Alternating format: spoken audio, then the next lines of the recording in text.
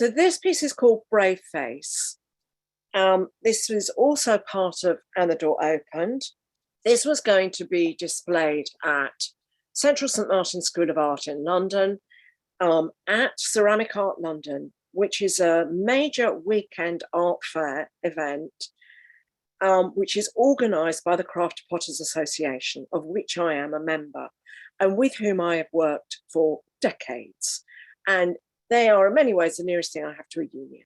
I was going to do a lecture about the project with Women at the Well, and I was going to be talking about pots and accounts of women in prostitution, and it was going to be, you know, how I make the work and how I work with those women to kind of express the stories that they are telling.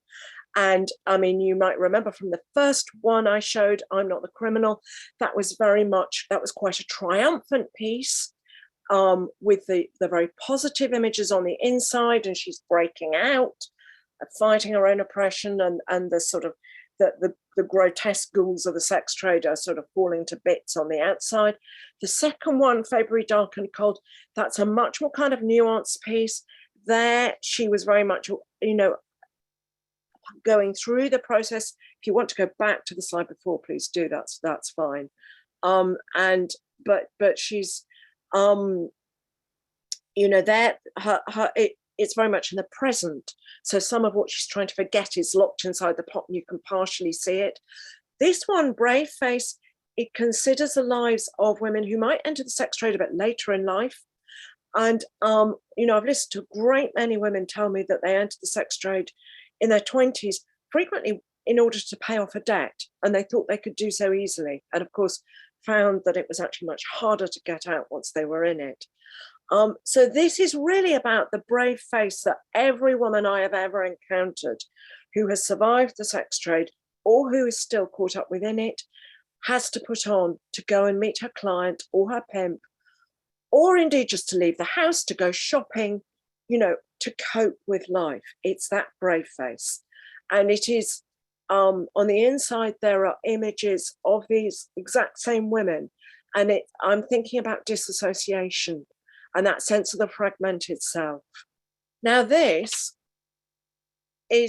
was going to be shown, as I said, at Ceramic Art London, organised by the Craft Potters Association, and to be shown in the fair takes place in Central St Martin's.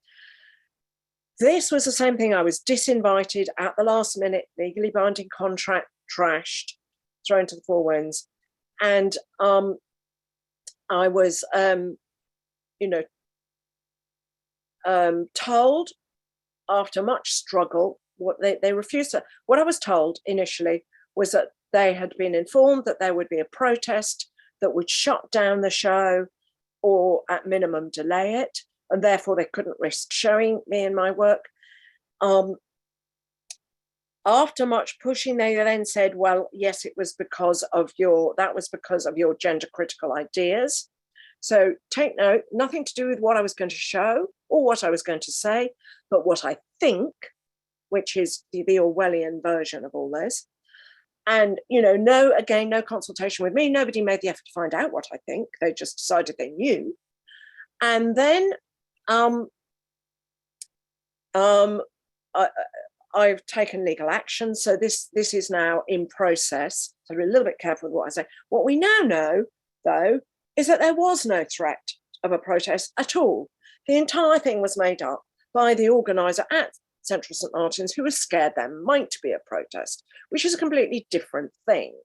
So Kathleen Stock once said, not very long ago, that she felt that it wasn't so much the students were the problem that were the lecturers. I have to say, my experience really bears that out. And that this is, in this case, certainly, this made me into a target, because all this year then I've had these problems, so that I was invited just to go and attend a degree show at Cardiff University. I was then disinvited. I then heard that there may be problems because somebody thought that my presence in the building would be incendiary. That was overruled, thankfully, because a very fierce student went to see the dean and complained loudly and kicked up a fuss. Hurrah for her. And then I was invited to give a talk at Tate Modern. And then I was okay, but the woman organising that faced serious problems from Tate.